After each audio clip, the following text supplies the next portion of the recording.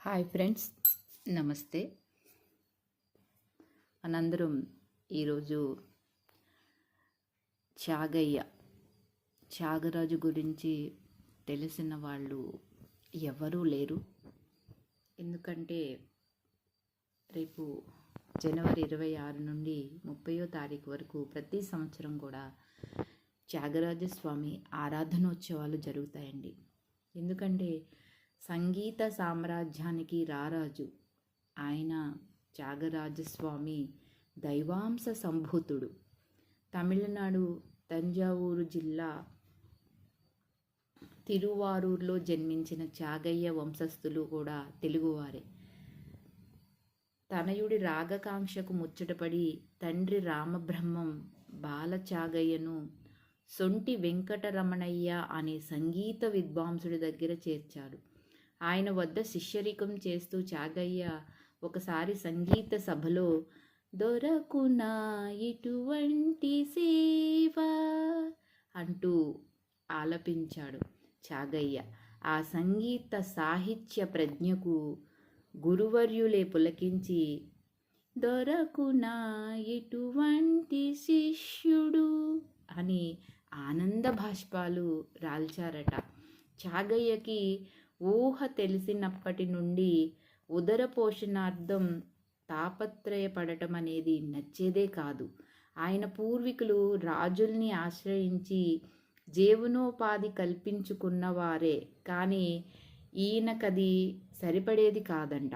చిన్నతనంలో తండ్రితో పాటు రాజదర్బార్కి వెళ్ళేటప్పుడు రాజుల దురహంకారాన్ని గమనించేవాడు. అప్పటి నుండి రాజులను ఆశ్రయించటాన్ని నిరసించేవాడు. త్యాగయ్య రామనామ సంకీర్తనతో ఇంటింటికి వెళ్ళి భిక్షాటన చేయటానికైనా సిద్ధపడేవాడు. కానీ మహారాజుల వద్దకు వెళ్ళడం, వారి ముందు చేయచాపటం ఎంతమాత్రం నచ్చేది కాదు. అందుకే రాజులకు రాజు, లోకానికే మహారాజు అయిన శ్రీరామచంద్ర ప్రభువు కృపకు పాత్రుడయ్యాడు. సిరి సంపదలు లేకపోయినా నీ దయతో నిత్యానందుడును అయ్యాను రామా అని ఎంతో వినమ్రంగా ప్రకటించుకున్నాడు. తారకరాముని భక్తిలో తరించిన త్యాగయ్య ప్రతి కీర్తన ప్రత్యేకమే. తారకరాముని కీర్తించి భావగర్భితంగా సందర్భోచితంగా కీర్తనలు రచించటం త్యాగరాజు ప్రత్యేకత. ఆయన రాసిన ప్రతి కృతికి ఓ ప్రత్యేకమైన సందర్భం, కారణం ఉన్నాయి. రాత్రి పగలు అన్న తేడా లేకుండా ఎప్పుడు భక్తి భావోద్వేగం ఉప్పొంగితే అప్పుడు పరవశించి పాడేవాడు. ఆ కృతులను శిష్యులు స్వరపరిచి జాగ్రత్తగా పరిరక్షించారు.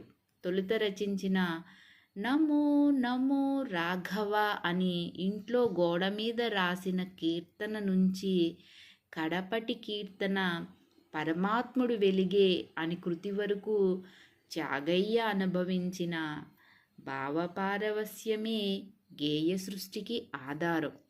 ఆ భక్తాగ్రేసరుడు తన ప్రతిభా పాటవాలతో కీర్తి ప్రతిష్టలు ఆర్జించాలని ఆరాటపడలేదు. తనకు సర్వజ్ఞానాన్ని ప్రసాదించిన రామచంద్ర ప్రభువుకే ఆ కీర్తనలను అర్పించి తరించాడు. ఫ్రెండ్స్, మిగతాది ఇంకో ఎపిసోడ్లో తెలుసుకుందాము త్యాగరాజు గురించి. Thank you so much.